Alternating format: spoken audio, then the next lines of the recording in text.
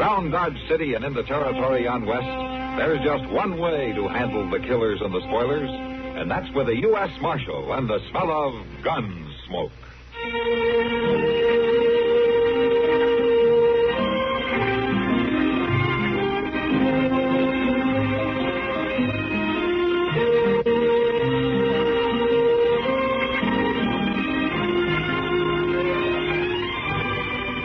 Gunsmoke, starring William Conrad. The story of the violence that moved west with young America. And the story of a man who moved with it. I'm that man. Matt Dillon, United States Marshal. The first man they look for and the last they want to meet. It's a chancy job, and it makes a man watchful. And a little lonely.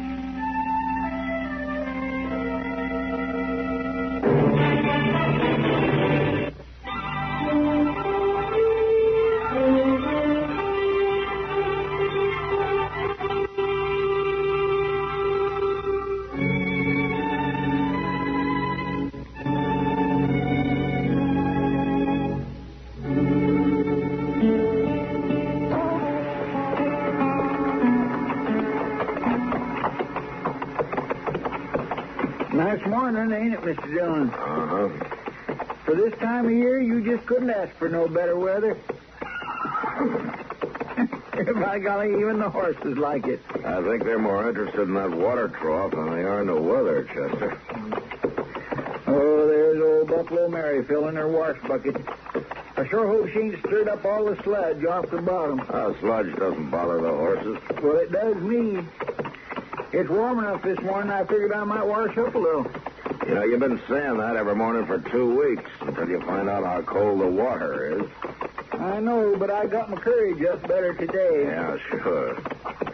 Morning, Mary. Morning, Miss Mary. Marshal, Mr. Proudfoot, I didn't hear you at all. Reckon my faculties are starting to go. No, you were just too busy, that's all. Doggone if that water ain't still pretty cold. Yeah, I figured it would be. How's the world been treating you, Mary? I reckon I don't see much of the world, Marshal. Except in this dirty clothes. Yeah, I get the same feeling sometimes. You keeping busy, are you? To tell you the truth, Marshal, if the day was 2 hours longer, I'd still be short of time. Oh, that's so. If it ain't washing and ironing, it's packing water for the tubs. Cutting firewood to heat 'em. Oh, it's so tired for a night sometimes I could just drop right in my tracks. Yeah, I know what you mean. I've been aiming to come by the jail and get them shirts of yours for the past 2 days. Now, I'll do it right now, Marshal. I'll leave my buckets here. No, Mary. Chester can drop them off this afternoon sometime. Yeah, would be kind of a help. If it ain't too much trouble. No, it ain't no trouble at all, Miss Mary. That's mighty kind of you, Mr. Proudfoot. Oh, I'm glad to do it. Truth is, I'm a little put out today. Piece of bad luck, as you might say. And, well, I'm much obliged to you. It's as good as done, ma'am. What kind of bad luck, Mary? Oh, nothing at all, Marshal. I wouldn't even bother your mind with it. Has that bruise on your jaw and that black eye got anything to do with it? I'd rather you just forget I said anything, Marshal. What happened, Mary? He said he'd come back and do for me if I was to tell. Well, for the lamb's Who sake. said he'd come back and do for you? It is Reb Sutter. Well, that no-count bully's been in more meanness than you can shake a stick at. Why did he do it, Mary? What reason did he have? It was my savings, Marshal. Oh, my gracious. I had them buried in my cabin, and I wouldn't tell him where. He made me tell him before he was through. It took me 2 years, $48. Everything I got. I declare he ought to be hung. Oh, I wasn't going to say nothing, Marshal. Even if he hadn't threatened me. I wasn't aiming to put you to no bother. It's not me who's going to be bothered, Mary. Oh, it ain't like it was something big and important. It's big. It's important. And by the time I get through with him, Reb Sutter's going to realize it.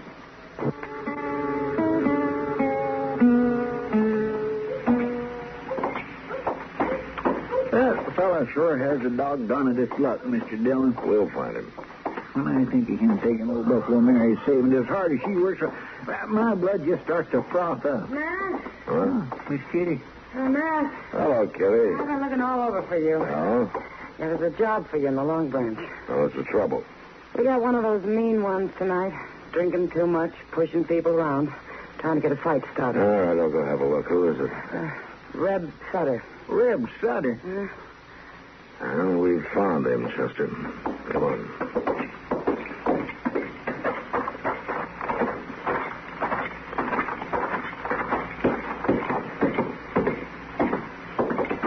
Oh, Yeller, that's what's the matter with you. That's him, all right. I just stood up here and told you all I can whip any man in this room. Ain't a one of you got the blood and gumption to say me no on it. Maybe they're just going easy on you, Sutter. Well, now, if it ain't the marshal. Some lily liver come after you, I reckon. Matter of fact, I came after you. Law against talking, is there? There's a law against beating people up and stealing their life savings. She's a liar. I wasn't even near there last night, and if she says it... She? What do you mean, she? Who says, Sutter? Near where? I didn't mention any details. I don't know nothing about it. Well, maybe it'll come to you. You're under arrest. Now put out your wrists. I reckon I could put handcuffs on a man, too, if I was wearing a gun and he wasn't. You've always played it safe that way, haven't you, Sutter? Never wearing a gun. If you had somebody that killed you a long time ago. Ain't nobody got much taste for going at it my way, though, I notice. Well, maybe it's time somebody didn't. I offered, Marshal. Nobody took. That's all.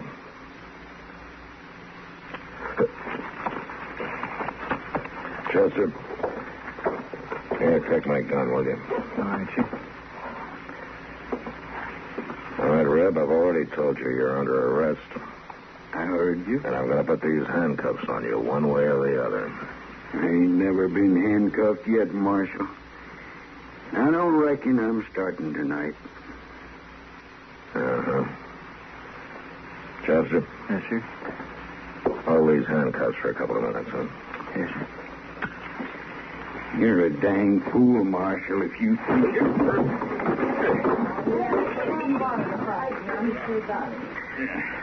Why, you... I'm going to kill you for that. Maybe.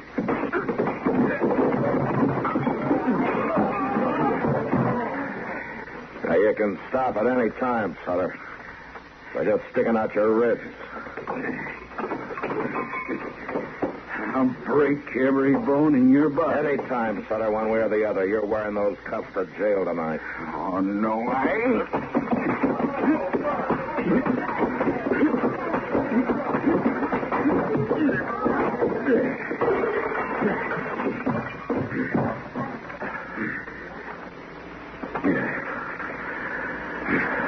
Chester, give me the handcuffs.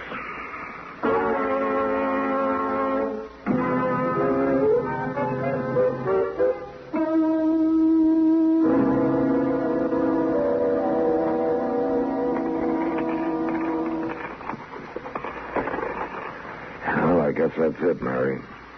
84 cents, Marshal. That's all they had left out of it. Yeah, I'm afraid so. He managed to hit almost every saloon in town. 2 years of hard work. And he drunk it all up in one day. Well, he's going to jail for it, Mary, if that's any satisfaction. Well, Judge Bent says the case against him is solid. He hasn't got a chance of getting off. seems like there ought to be a better way somehow. Something that's got more justice in it. I mean, him going to jail ain't going to get me my money back. Oh, you may be right, Mary, but... Oh, I'm sorry, Mary, but I guess that's about all I can say. Oh, I ain't blaming you none, Marshal. I'm mighty obliged and grateful to you for letting more important things stand by while you took time to help nobody like me. Now, Mary, don't... Oh, I mean it, Marshal. It was mighty good of you. And you too, Mr. Proudfoot. Oh, well, I'm glad to do what I could, Miss Mary. I'll be getting on now. I'll have your shirts for you Thursday. There's no hurry. Well, good night, all. Good night. Doggone if she ain't right, Mr. Dillon. Just sending Reb Sutter to prison ain't going to help her none. Something harder ought to be done about it. Chester, something is going to be done first thing in the morning.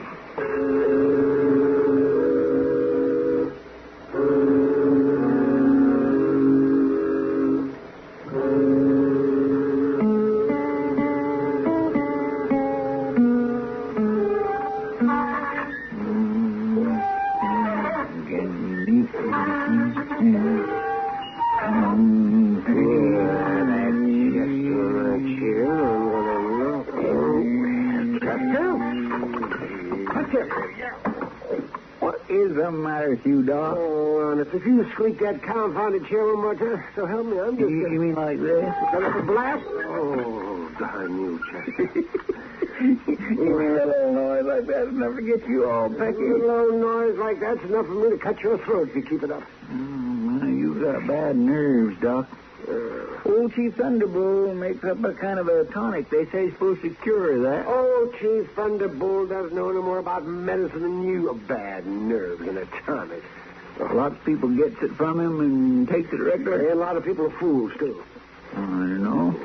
They claim it does them good. Oh, Chester, my nerves are all right, and that tonic of Thunderbolts is 60% hogwash and 60% rot-gut whiskey. Well, now, look here, you can't have no 120% or nothing. No, I can have 100,000% if I want to. Chester, well, I'm just shifting my weight, Doc. Then don't shift it. Leave it where it is. Folks who take that tonic regular don't stir up no big ruckus just 'cause somebody happens to lean back in their chair once in a while. Folks who take that tonic are dead from the neck up before they take it and from the neck down after. Oh, how are you, Doc? Anything out of the ordinary, Chester? No, sir. Not a thing, Mr. Dillon. Except I was beginning to figure you was going to spend the whole day over there at Judge Bent. What are you up to now, man? Just playing fast and loose with the law, are you? No, not according to the way the judge sees it. Chester, you'll get Reb Sutter out of his cell, will you? Yes, sir. Oh, Chester. Oh, Doc, the man can't get out of the chair without squeaking his thumb, can he? I swear I never sees it. The gall done to do or a pig in his little old noise. Oh, that boy. Thunderbolt tonic. Bad nerves. Oh. You, kind of on the prod today? I am not on the prod. You know, sometimes a person's blood gets thick during the wintertime, and come spring, he needs a good tonic. Matt, Yeah. I'm getting up out of this chair, Matt. I'm going to walk slowly and carefully to the door. I'm not going to lose my temper. I'm going to keep my voice down. I'm going to open the door, step outside, and say goodbye. Goodbye, Doc. Did the doctor leave? Yeah, he just left. Oh, come on in, Sutter. I want to talk to you. Yes, sir. Whatever you say, Marshal. Rab, you've had 2 days in the jail cell to think it over. You probably realize how things stand against you, don't you? Ain't good, I reckon. Now, if you go to trial, you're going to be convicted. There's no doubt about it. I kind of figured that, Marshal. The least sentence you'll get off with is 2 years, and it may run to, 5 to 7. Unless we can work something out. What do you mean? Now, sending you to the penitentiary will satisfy the law, but it won't help Buffalo Mary very much. Now, you stole $48 from her, and you spent it. Well, can't pay it back to her, Marshal. I ain't got 1 red cent to my name. I know that. But you have got a good, strong back, though. What's that got to do with it? Judge Bent can postpone your trial and leave you in my custody for the time being. What are you saying, Marshal? Now, if you agree, we can work it out this way. First thing every morning, you'll pack enough water over to Mary's place to run her for the day. And then you'll spend the rest of the day cutting firewood and stacking it behind her cabin. Now, you'll sleep in your cell and you'll be fed at the jail table. How does it sound to you? How long did I have to do it, Marshal? Well, let's say until everybody agrees that you've done enough. What happens then? If you stick to it and play square, the case will be dismissed. Yeah, but now, Mr. Dillon, if you turn him out to pack water and carry wood, he'll run off. I don't think he will, Chester. You're right, Marshal. I ain't gonna run away. You see, I've been doing a lot of thinking these last 2 days. It ain't nice to know the only reason people know your name is because you beat up an old woman. There's other things, too, Marshal. I don't have to tell you that. Oh, what do you say? Where's the woodpile?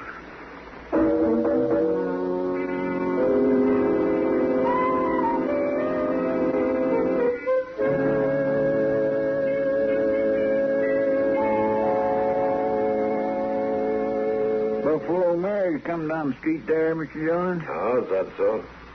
Coming here, it looks like. Well, I haven't got anything for her. I thought she was supposed to pick up those shirts tomorrow. She might have forgot what day it is. Good morning, Mary. Come on in. I ain't upset nothing important, am I? No, of course not. Nothing but a morning cup of coffee. Would you like to have one with us? Oh, well, much obliged, Marshal, but I done had mine. Yeah. How things going, Mary? Is Reb keeping at it steady? Well, that's what I come to see you about. Oh? I'd never believed it, Marshal, but that boy's just been a working fool. Maybe he sees the devil over his shoulder. Why, in these 2 months, I've been able to take extra work enough to save $56 already. That's good. And not only that, he's got enough wood stacked up over at my place to last me for the next 3 years. That's what I wanted to see you about, Marshal. I told him that he's filled his bargain now that he could quit. But he keeps on working. Maybe you should tell him. You know, there's a funny thing about justice, Mary. Sometimes it's all bound up with a person's conscience. I guess I don't quite understand, Marshal. Well, I think in this case that Reb has to feel that he's paid his debt not only to you, but to a lot of other people, too. So let's let things go on for a while, huh? I'll just wait till Reb comes to us and says he's ready to quit.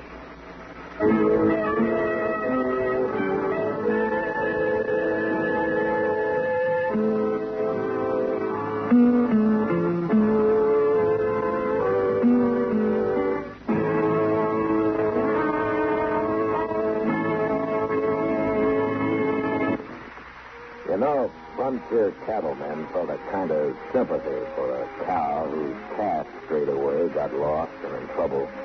They call these lost calves dogies. But next week, Dodge feels no pity for a woman whose son gets in real trouble and dies. And that was the worst. Gunsmoke, produced and directed by Norman McDonald, stars William Conrad as Matt Dillon, U.S. Marshal. The story was specially written for Gunsmoke by Rex Crutchfield, with editorial supervision by John Meston. The music was composed and conducted by Rex Corey. Sound patterns by Tom Hanley and Bill James. Featured in the cast were Virginia Gregg and Vic Perrin. Harley Bear is Chester, Howard McNear is Doc, and Georgia Ellis is Kitty. Join us again next week for another story of the Western frontier, when Matt Dillon, Chester Proudfoot, Doc, and Kitty, together with all the other hard-living citizens of Dodge, will be with you once more. It's America growing west in the 1870s. It's Gunsmoke over the CBS radio.